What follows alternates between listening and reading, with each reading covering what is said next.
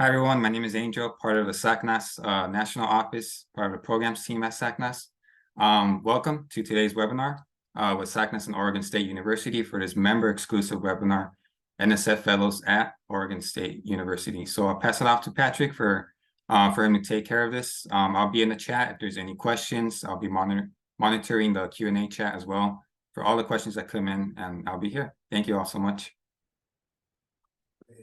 Thanks so much, Angel. And thanks to you all for being here. And certainly thanks to our panelists and participants from Oregon State University. I'm going to go ahead and share my screen.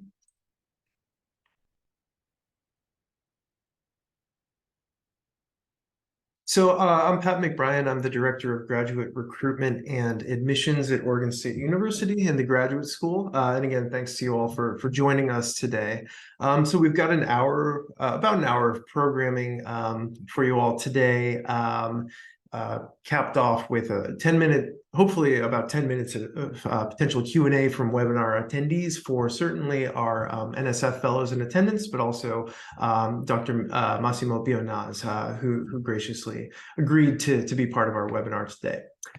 So just to get us started, I'd like to provide some background about what the NSF award that we're discussing is. So we call it the NSF GRFP. It's an award for a total of 5 calendar years.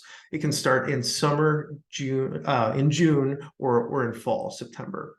Within that 5-year period, fellows receive 3 full years of funding from the National Science Foundation, and the other 2 years are expected to be funded by other means. So for a doctoral student, typically through assistantships, teaching and research or something like that. But fellows could also pursue external opportunities related to the fellowship. Fellows choose which years to use the NSF funding within their kind of period of study. The stipend, so the living stipend, is currently $37,000 per year, usually paid on a monthly basis. Tuition and fees must be covered in full while on the fellowship, and NSF provides funding to offset these costs. This amount is less than the actual tuition and fee cost for a full year at most universities in the United States, including Oregon State. The award is portable, and that means that students could potentially take it to different institutions to conduct research. For example, if their faculty mentor that they were working with changed institutions for professional reasons. So now a little bit of information about how we administer the fellowship at Oregon State University. So OSU covers the full cost of tuition during the academic year, although through other dedicated funding. This allows the National Science Foundation funding to cover fees and summer tuition, as well as to pay for health insurance in full for the fellows. Funding remains that can be used by the fellow for research. The remaining funding can then be used for fellows for research expenses. It's called a research allowance, and it includes things like travel to conferences, laboratory and computer equipment, publication costs, external training, professional development, etc.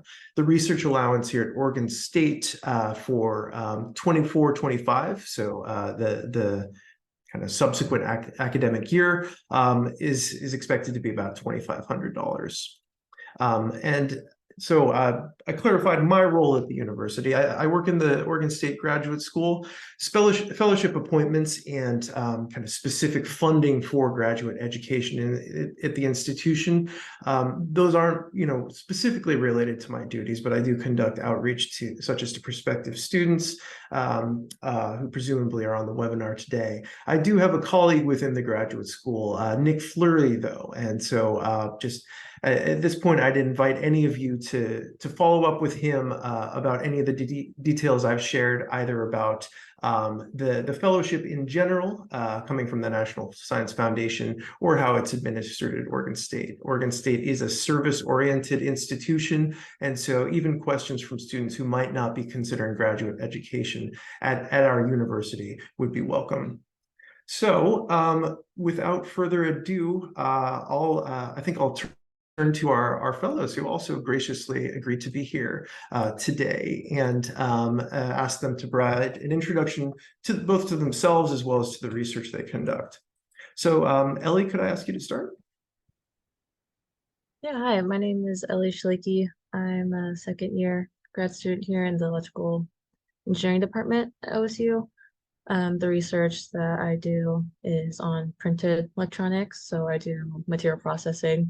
I work in the optics lab, so I use lasers to process the materials that um, create the circuit boards on flexible substrates, so like plastics. I also do a lot of rigid substrates like glass for on-space research for NASA. So I work directly with my collaborators there in Alabama. Yeah, so that's a little bit about my research. I'm from Boise, Idaho, and the GRFP basically helped me come to OSU instead of staying at Boise State. Great, thanks. Janelle? Hi, I'm Janelle and a current master's student at Oregon State University studying fisheries science in the Department of Wildlife, Fisheries, and Conservation Sciences. I study impacts of climate change on early life history stages of various tropical species, specifically in the Cayman Islands. And so a lot of the NFS funding definitely helps with travel and my research expenses for that project, as the Cayman Islands are pretty far from Oregon State. The other stuff about me, I'm originally from Pennsylvania and I did my undergrad in Virginia, and then I moved out here. So I also moved a lot to kind of follow this career path and to be in grad school. Jaquan? Hey everyone, can you hear me? Awesome. So my name is Jaquan. I am originally from Moncks Corner, South Carolina, and I did my undergrad at the University of South Carolina in geology. I am currently a master's student in the ocean ecology and biogeochemistry discipline group. And my research sort of focuses on a small scale effort to combat the effects of ocean acidification through a mitigation strategy. So what I do is I basically go out to estuaries which are on the coast. I dissolve certain minerals to make the habitat more favorable for the growth of calcifying organisms like clams, oysters, and mussels, and so forth. And so my research largely focuses on what habitat is can that method be effective in, I would say. Yeah. Hey, thanks, Jaquan. Andrew? Hi everyone, I'm Andrew. I'm in physical chemistry at Oregon State University, and currently I'm researching a method of electron diffraction where we take pictures of molecules and molecular clusters. And the big idea of our research is that we hope to create a method of imaging and calculating the three-dimensional structure of very, very large proteins using our instrumentation. And this would fill a gap in current methods of structural determination and provide many breakthroughs in structure determination for important proteins that serve for important processes in your body and in the natural world. So I went to my undergrad at the College of Idaho, and I actually grew up in Meridian, Idaho. So that's funny that you're from Boise, Ellie. And yeah, here I am at OSU. And Sarah? Hi, everyone. My name is Sarah. I'm a third-year PhD student here at OSU, and I'm in the Geology and Geophysics department. My research is largely focused on geochronology and using the ages of submarine volcanic eruptions to try to track plate tectonic motion through time. And a lot of times we do this to reconstruct back to very significant volcanic eruptions, like the largest volcanic eruption on Earth, which happened about 120 million years ago, so that we can kind of understand the breach and extent of hazards as it plays with populations in more modern examples, or with ocean dynamics, so that we can kind of gauge what the Earth looked like when catastrophic events happened. I am originally from Colorado. I did my undergrad in Washington, D.C., and then moved out here for grad school after that. Thank you, everyone. So now to get a little bit more granular with our questions, or with our content rather, I'm going to pose some questions to our fellows just about their experience, certainly with the fellowship program, but also as students and researchers at Oregon State. So Andrew and Sarah, I think I'll start with you in that order. Could you tell us what made you specifically apply to the NSF GRFP? I think the idea of being able to do research and focus on it as opposed to TAing or searching for your own funding by applying to the NSF, I think that it's really liberating in that way. So that's kind of one of the obvious ones. And then also it also carries a certain degree of it helps with your career building and it looks good on a resume. So I think those are the two maybe obvious reasons that I chose to apply. Thanks. Yeah, How about- kind of. Oh, sorry. No, please go ahead. Sorry. Oh yeah, following kind of in suit of that, when I was looking into applying to grad school, a lot of the people that I was interested in working with didn't directly have funding where they could support me. And so it just made it a lot easier for me to try to secure my own funding and then use that to kind of chase, the path that I was really interested in. And I feel like it also, I don't know, yeah, similar to what Andrew said, it does kind of set you apart in a way. Like it builds your resume, it allows you to kind of build these connections and it gives you a little bit more ownership over your project and your ideas and your ability to kind of, I don't know, build yourself as a scientist as opposed to kind of following something that's been in the works for a long time. And we do have a bit of time. So if there are any other perspectives from Janelle, Ellie, Jaquan that you all might want to share on that same question, I'd welcome that as well. Yeah, you got it, Janelle. Thanks. I'll be quick, but my project is an international project, and most of the funding agencies I was looking at would only fund your work if it was in the US.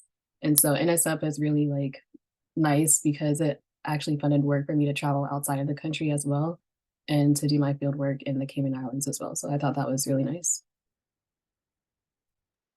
And I was just going to say, much to Andrew's point, it's a career builder, not just to have something on your resume or your CV, but also just to generally network with peers and individuals that are associated with NSF.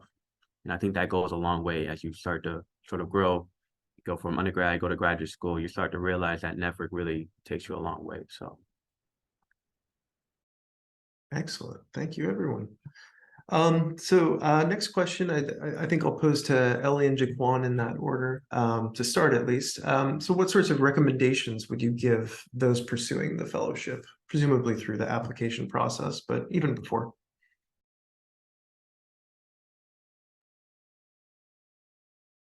Yeah, some recommendations is you're given a template, but looking at past winners' papers and seeing that not only those two template headings you're given the broader impacts and your intellectual merit, but also to see the other similarities that winners have. So content-wise, but not say copy or anything, but having a very well-organized research plan, very organized headings for your background, where you plan on going to school, just having a very set plan for those papers is really important, but also your letters of recommendation are very important.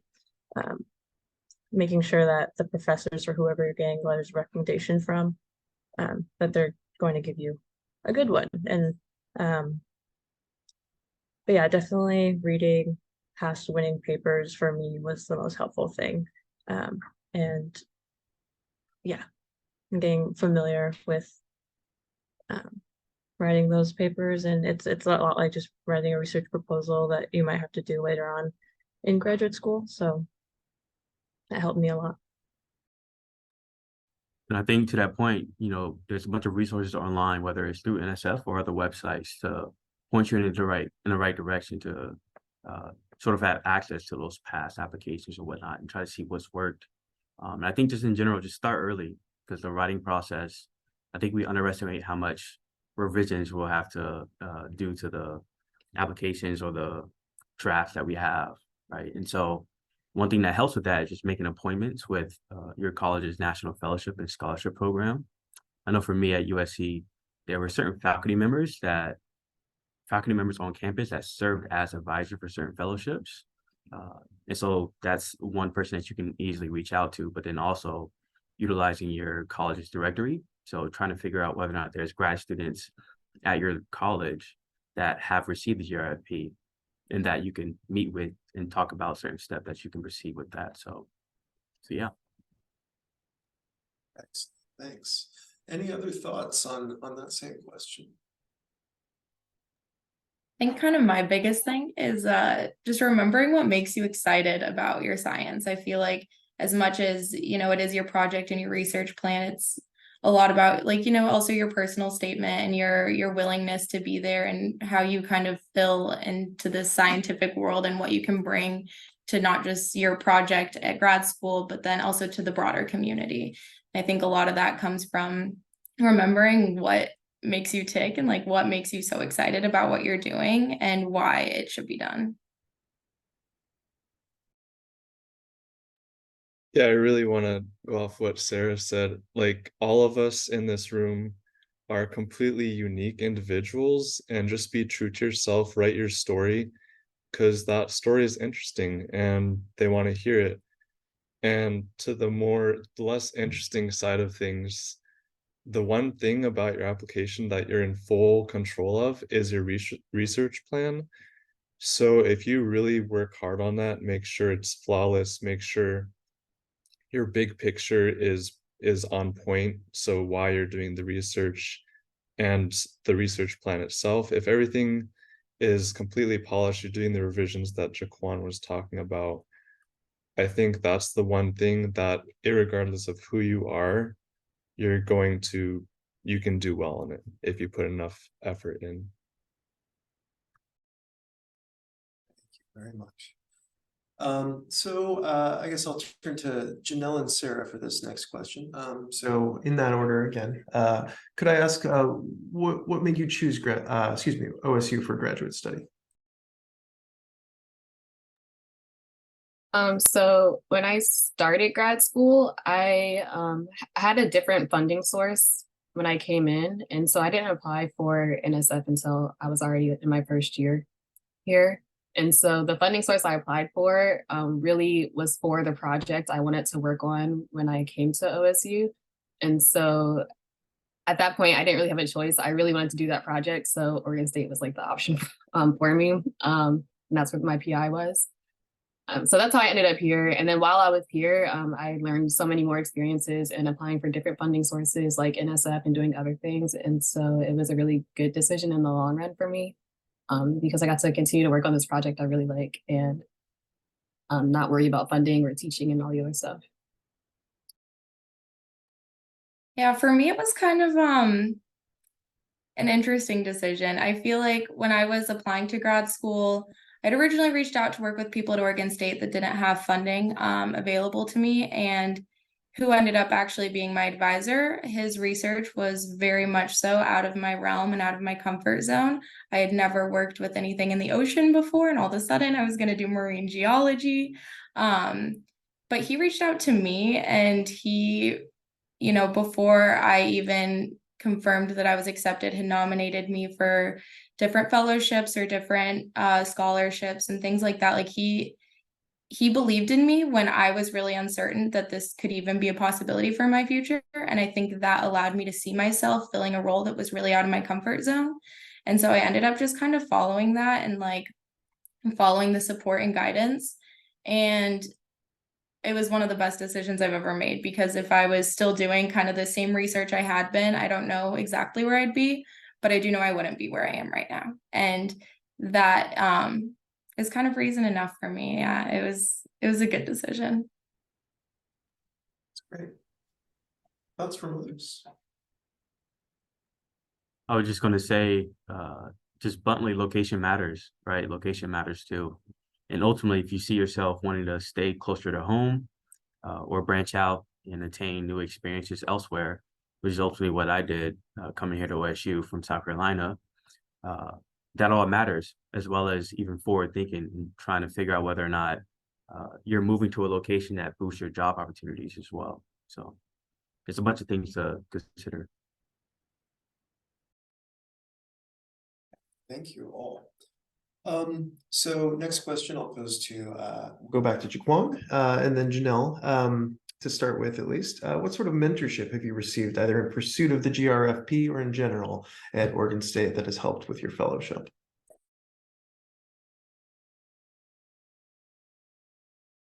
So I think it's interesting because for me, it could be largely dependent on the timeline in which you get the GRFP, as Janelle was noting, whether or not you were at OSU beforehand or whether or not you got it while you were an undergrad. For me specifically, in the pursuit of the GRFP, I received mentorship from faculty members, not only my primary advisor here at OSU, but also the mentors that I already had at USC at the time, right? And those mentors were already serving as sort of advisors, if you will, in some capacity, whether it's through the dorm that I was staying in, which happened to be a whole program at the university, or other programs or groups that I was associated with.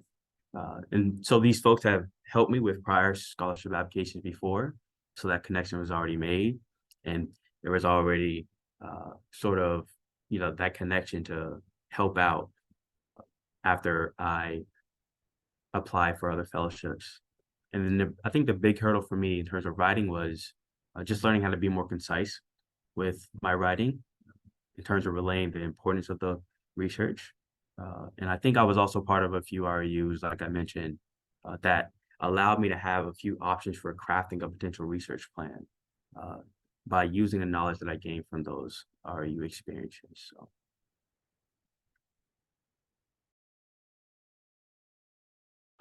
So like I said before, I applied already while I was at OSU during my first year. And so the relationship I had already built with my PI was very beneficial during the application period, especially for the research statement, because one, I had already written a research statement for my original project, just for like my graduate program. And then we made a new research statement, but also used a lot of it was the same study site and a similar area. So it was not very difficult to change it and make a new one for NSF. And just having my PI to read it when I just needed him to look at it at any time was very helpful for getting it in the stage I wanted it to be at. Also, there is a class at OSU, and I forget which department it was, that's on applying for fellowships or applying for NSF. And I wasn't taking the class at the time, but I just reached out to the professor to get any quick advice. And he did help me as well for what usual, I guess, NSF reviewers wanted to see and look at when editing my paper and going over it. And so that was super helpful too for both my research and personal statement for making edits and before submitting.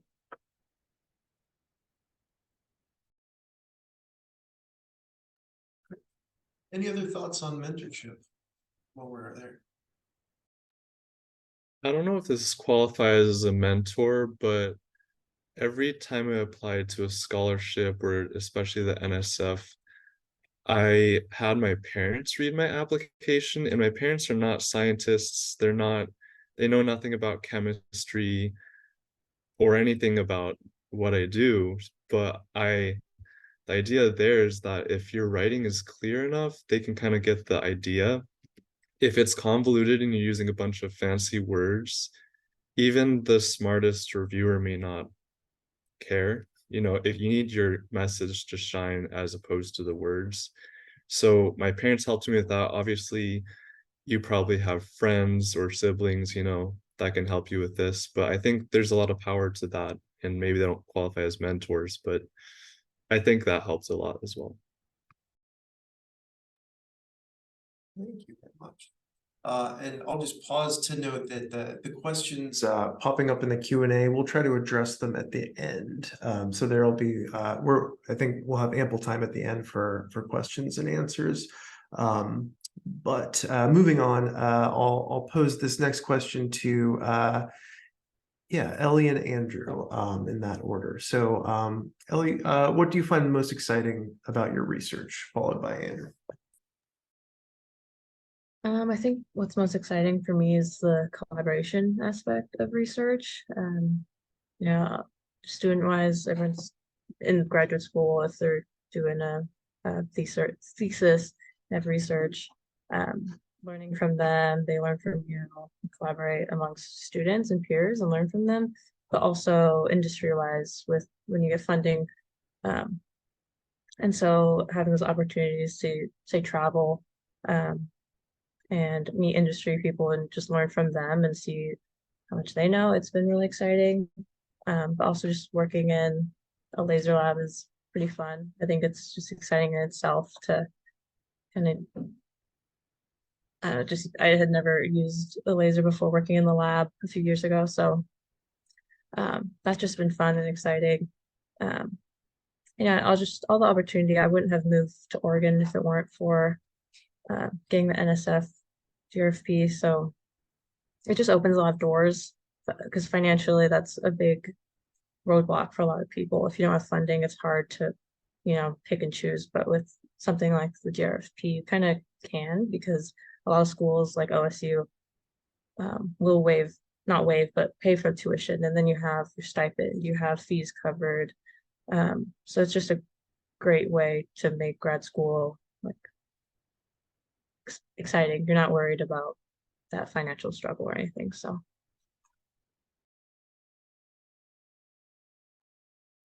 Yeah, the thing I love about my research is, so we're building an instrument essentially, and part of that is that you have to modify and build different parts to change your experiment, maybe improve on the existing design. And so a big part of my research is I get to build those parts in a machine shop. And growing up, I would build things all the time. I would build things with Legos. I tried to build this boat once out of wood and like steam bend the things. And did I almost drown? Yes, but it was really fun. And building things is one of my passions.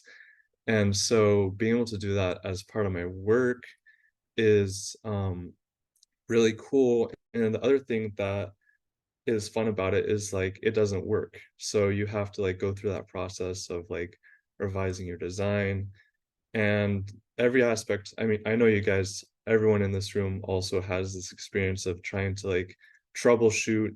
So that's another exciting thing. It's really, really frustrating sometimes, but once you figure it out, it's like better than drugs. Um, Not that, drugs are bad, don't do drugs, but yeah, that's why I love my research. That's the quote of the day thus far. All right. But I can imagine this is an exciting topic, maybe not quite that exciting for the rest of you. But if there's anything else that anyone wants to say about, what they love about their research, I think we'd love to hear that too.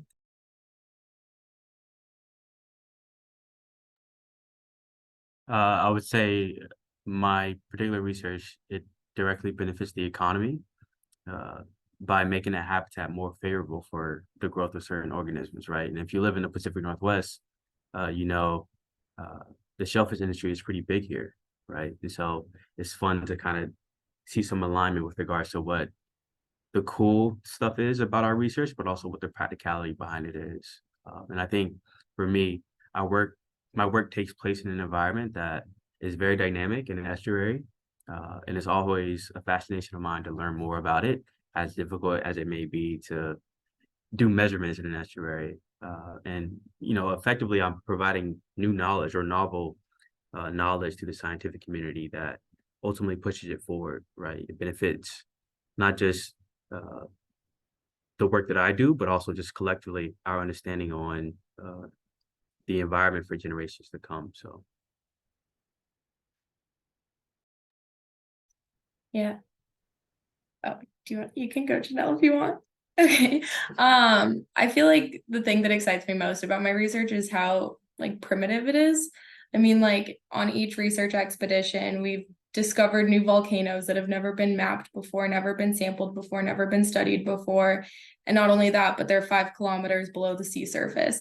And so it's like very much so kind of building together these pieces of Earth's history and like telling this story that you can't see, you can't get up close to, you don't really know what you're doing, but it's like just that in and of itself is so exciting. It's like the closest glimpse we have into the mantle. Like I'll never be able to actually see any of these volcanoes, and yet I feel like I understand them. And so it's a very strange like way of using clues and pieces to build together this image of something that like you'll never be able to see, and or at least like that we can't see right now. And it's so exciting. I don't know, it's just crazy. For me, I really so the species I work with is critically endangered, and like 10-15 years ago, like the same study site I was at, you might have been lucky if you saw like 20 or 30 fish during their aggregation season, and now you can see like 10,000 fish at that same site. And it's because of projects like the projects I work on that have really contributed to the science and working with the government and locals and so much more in the Cayman Islands to make that site grow and like have it, you know, come back to a state it used to be at. And like ideally, like this work can be used to inform other aggregation sites in other countries as well that are doing similar stuff. And so I think that's the coolest thing ever, being able to be on the science side, but also like actually see the results happening in real life too. I think that's so cool. Yeah, amazing stories from you all. Thank you. Last question for me before for the fellows before we go to Dr. Bionaz. Sarah and Jaquan, in this order, what are some experiences you've had since becoming an NSF fellow that have made you feel empowered to speak as a scientist that you might not have, you know, without the fellowship? And I think many of you have already kind of spoken to this sort of thing, but if there's a little more you could say.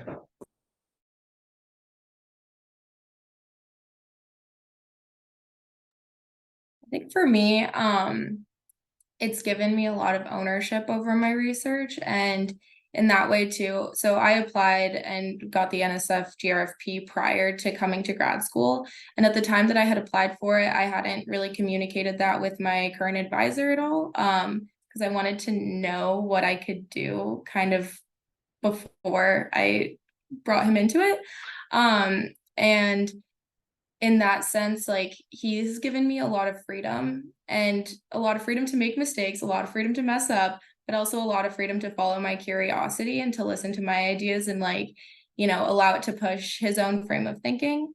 And as a result, I think that kind of like ownership and that recognition that like, you know, your thoughts are valuable and your thoughts are interesting and your thoughts deserve to be shared has kind of been ingrained from like the beginning of my PhD in a way that has allowed me to feel more confident in speaking on it, because it's, you know, I'm not speaking on regurgitated thoughts or somebody else's project. It's mine, and it's my thoughts, and it's my curiosity, it's my creativity, and it's my design. And it's like being able to feel that sort of ownership over it, I think has really empowered me to feel comfortable in a space where I'm expressing it. Yeah, so as a fellow, I mean, Patrick mentioned this at the start of this. There's funding that's made available to you to attend conferences and workshops that can empower your science communication. So for me, I'm attending a conference in November in which I'll be conveying all the research that I've done up until this point. And that's a really big deal, and that's all effectively being funded by the GRFP.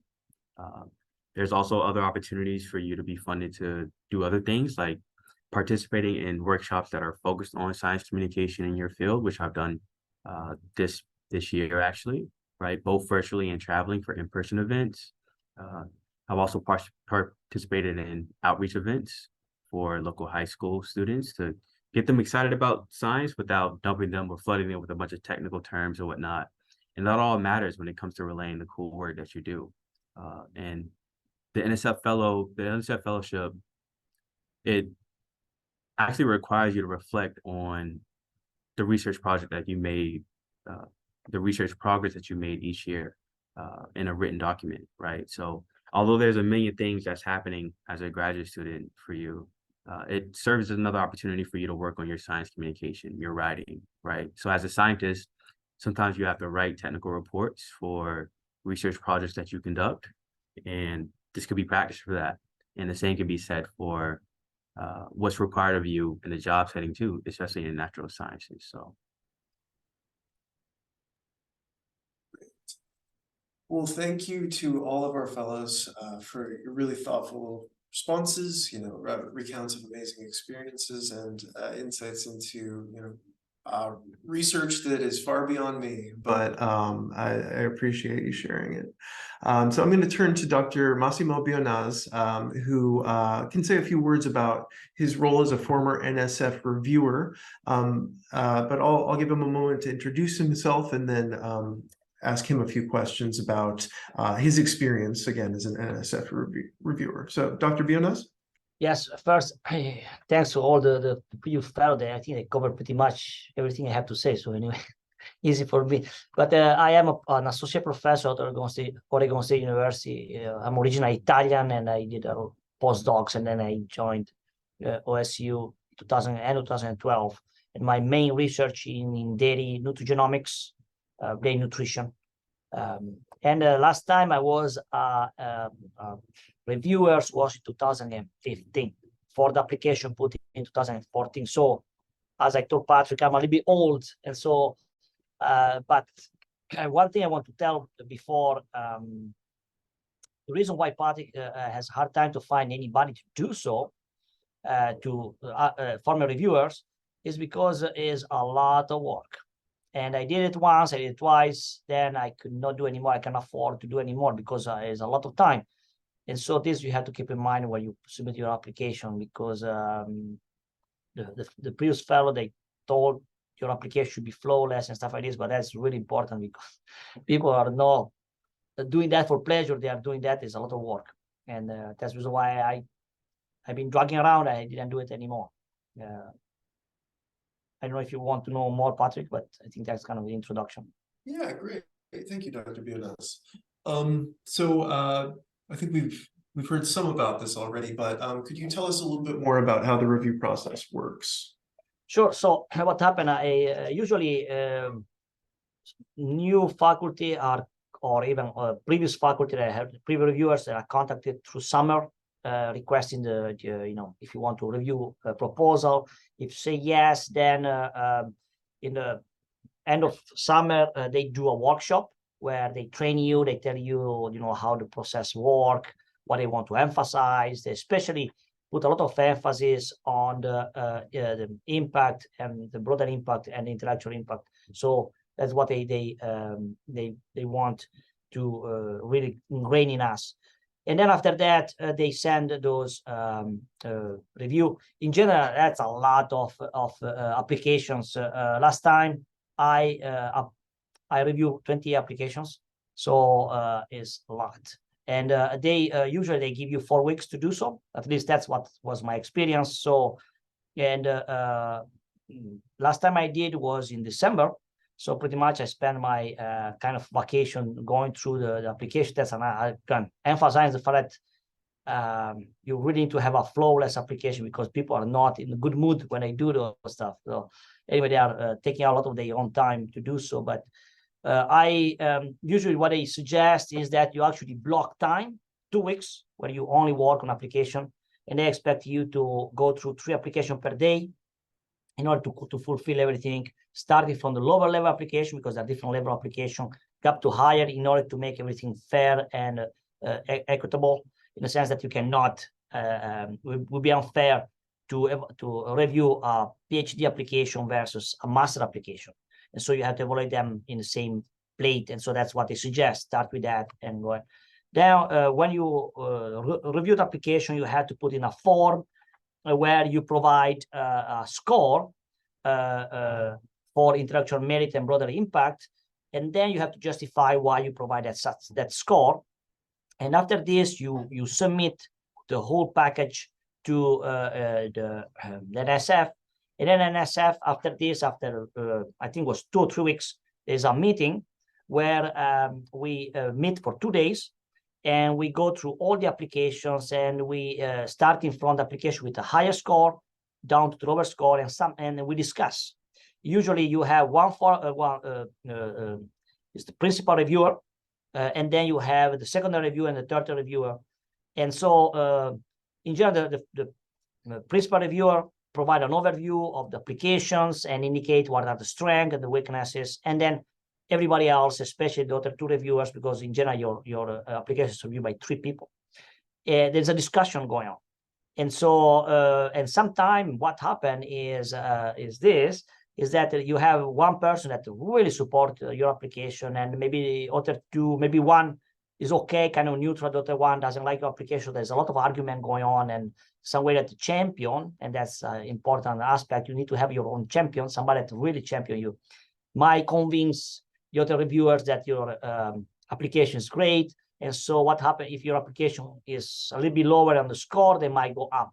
And of course, when an application go up, somebody else going down, there's always this switching back and forth until at the end of the 2 days, we have a score from all the application, going from the top application down to the lower application, and then they do a cutoff. They fund certain amount of proposal, and after this, you don't get funded. So that's kind of how they work. You have ranking, and you go from the top to the down. I don't know if you want to know more about it, but that's kind of how they work. From the point of view of how, again, every reviewer is different.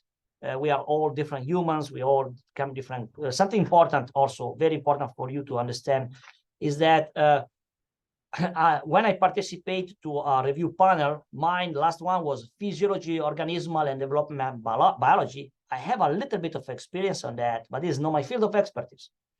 So it's very important what Andrew, the suggestion gave you. I think is really crucial, because if your parents or somebody that has know your field can understand a proposal, you're in good shape.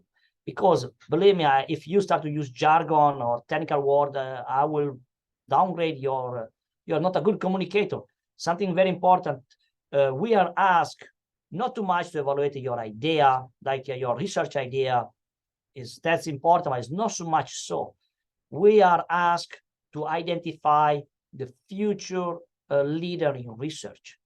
So in order to be a good researcher, something that the NSF, at that time, I imagine is even now, emphasize is this broader impact, which is not just the fact that you are doing something good for society, but also the fact that you are keen in being able to communicate science, even to the people that are not on the field. So and if they want somebody like that, then if somebody use jargon, means that the person will be not really a good communicator, will be not able to express this science and have this broader impact that you want. And so Andrew, the suggestion I think was spot on. You have to make sure that it's simple, but the idea should be there. I think I covered everything. Yep. Great. What are some good ways to stand out? I think you've touched on this a bit, but could you say a little bit more about specific qualities or components of applications that tend to help or hurt chances of acceptance? Sure. Again, I'm repeating what was said before, a good story. There are some applications that I read, I really enjoy because there was a good story told to me. Everybody has his own story, everybody is unique. And there's a story, and then you have to tell me the story why you want to become a scientist. You need to have that passion, and that passion has to come out into the application.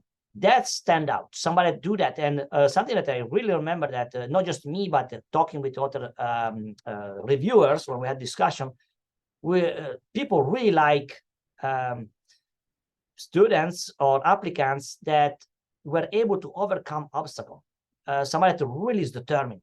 They also stand out. I remember they had this person which had very, very low GPA, and immediately, that was put down my list, like rank that low. But then that person justifies story. In this case, had some debt in the family, had to take on, a mother was not well, so I had to leave the school for a while. but then came back, and in fact, then I look at all the transcript, and that person went solo, and when was able to some way to go back to school again, his grade increased. So that was good. I say, wow, that's a good trajectory. So that person is able to overcome so much obstacle. Imagine the future where science is not easy, that the person will be able to overcome. So you see, those type of things stand out. Grade, of course, all the stuff, but again, is a good story. And tell me why you want to become a scientist. I really want to found, the best future scientist that is. I don't know if that helped to clarify. Yeah, thank you. Last question, I think, for me probably today, before we turn it over to the questions that we've gotten thus far and open it up to other attendees. Dr. Bionaz, if an applicant knows they have a weakness in their application or just something they know the reviewer will wonder about, should they address it? Should they discuss it? Should they call attention to it? Oh, yes, definitely. Something else is we cannot know everything, but when we review, we are asked to look at the review, at the story that the student says, and then we, as usual, we are investigators, so we look to details through the rest of the application, and the details means everything. Again, I told you the story. I went and I look at the transcript or the letter of reference. I think Sarah before was indicating the fact of make sure that the letter of reference are supportive and that the person knows you well. Why? Because that person might be the right key person to actually give credit to your story of, let's say, that you overcome this obstacle, or you have a weakness which is not due to you, some just happen in your life and you don't do. That person testify to it, in the letter. So yeah, address that. It's really important. Again, we are looking at the whole person. We are not just looking at good technician. We are looking at the whole science person, which is not just a good technician. Is somebody undergo investigation, is able to have an impact into society, both as an education and as somebody that can explain science and passion. So yes, address and be honest. Don't hide. You don't have to explain. You have things that are obvious into your application, like in your transcript, in your CV. If you see any weakness, just address them as best as you can. I don't know if that answered the question. Excellent. Yes, thank you so much. Well, thanks to everyone thus far. We do have a few questions that have been posed. A number have to do with eligibility criteria. So I'm going to go ahead and put the NSF's page in the chat that can help clarify that. And then thus far, we've received a fair amount of interest in hearing a bit more about the personal statements. So a number of you have kind of spoken either from an insider's perspective or as an applicant's perspective about things that you did. So Andrew had a great point about having his parents read it. So just to drill down, thoughts from the fellows on other things that they thought might have contributed to making their personal statement pop, or how they specifically articulated their research question for their research statement. And then I guess just combine it with another question in the chat aligned with this kind of theme. What did you focus on the most when drafting the research statement? So I guess just to reframe, what's some general guidance from the fellows on writing? Maybe something we haven't heard thus far.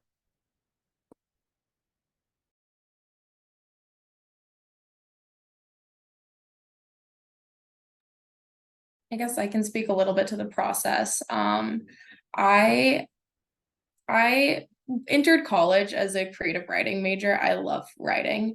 That being said, scientific writing was really hard for me because all of a sudden, instead of writing poetry, I was writing actual science, and it was very difficult for me to be concise. And I think something that helped me a lot is just getting it out. Like when I was writing my personal statement, I wasn't worried about the page limit, the page count, the word count, whatever. It was just like, okay, everything that I think I could possibly ever want to tell, let me just spew it out in chronological order. And then it kind of let me see like, okay, this is important. This is not so important. Who cares? Oh, I care about this, or I want to highlight this. And so I think that kind of helped me at least to just, I don't know, we always call it like a shitty first draft. Like it's hard, but just like get something down and something out there, and then it will make refining everything so much better because you've already kind of gotten the word vomit approach. Yeah.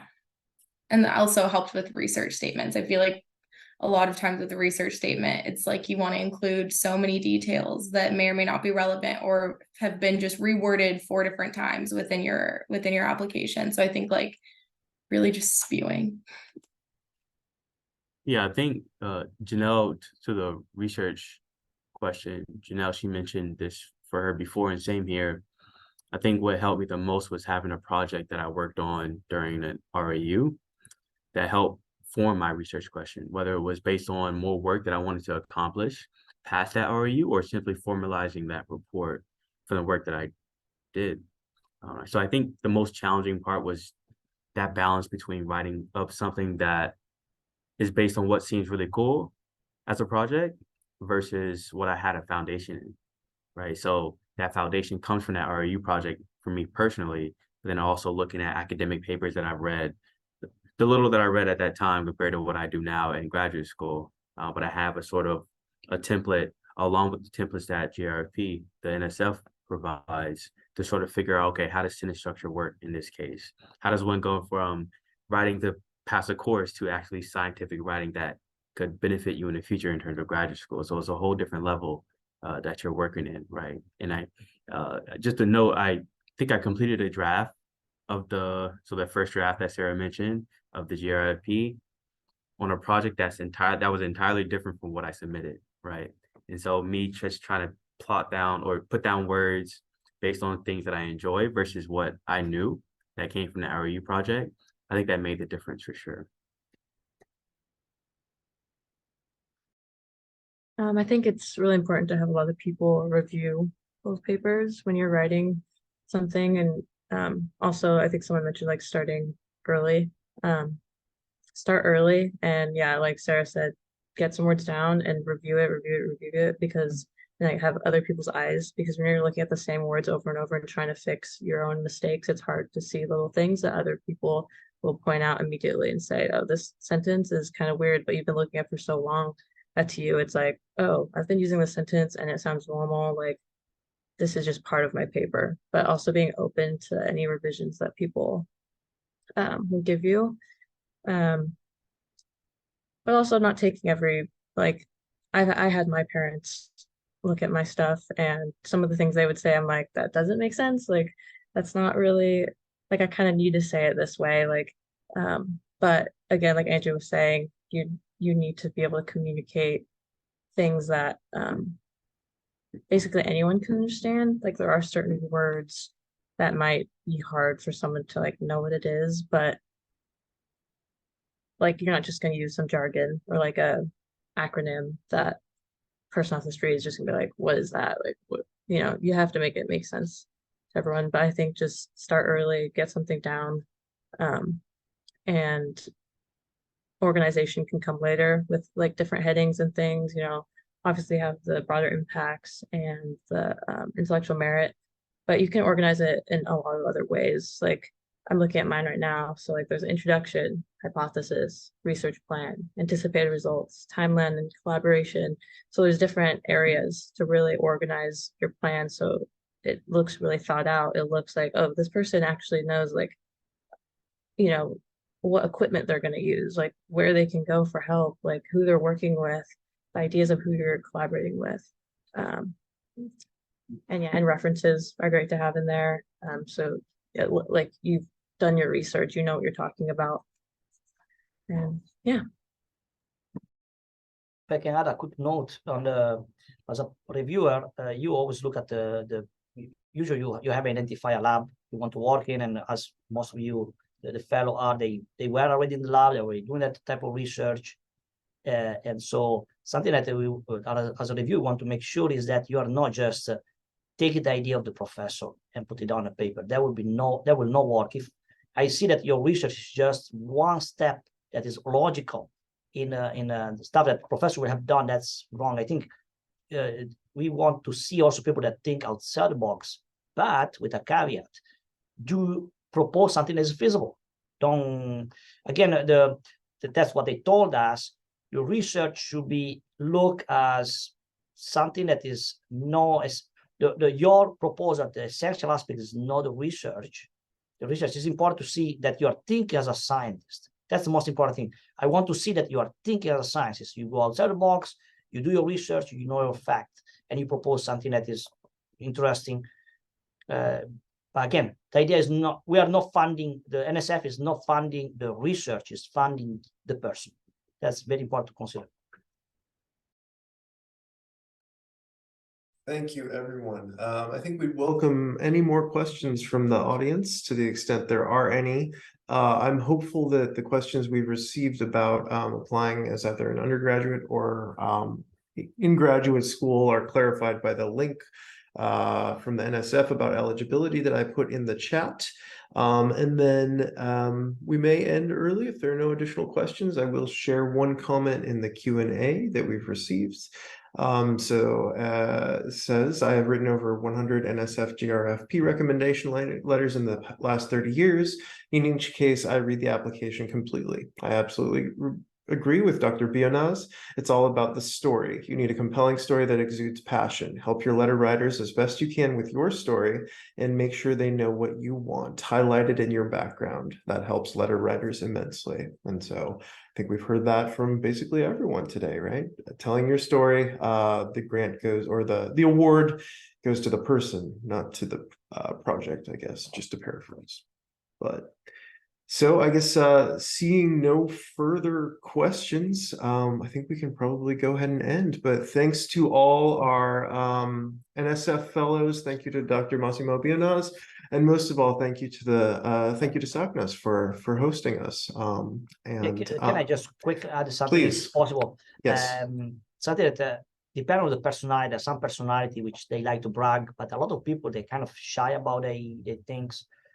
Make sure that you tell the whole story, like all the previous research experience you have done. Don't be shy to talk about it, your contribution, everything else. Make sure that you shine out of it.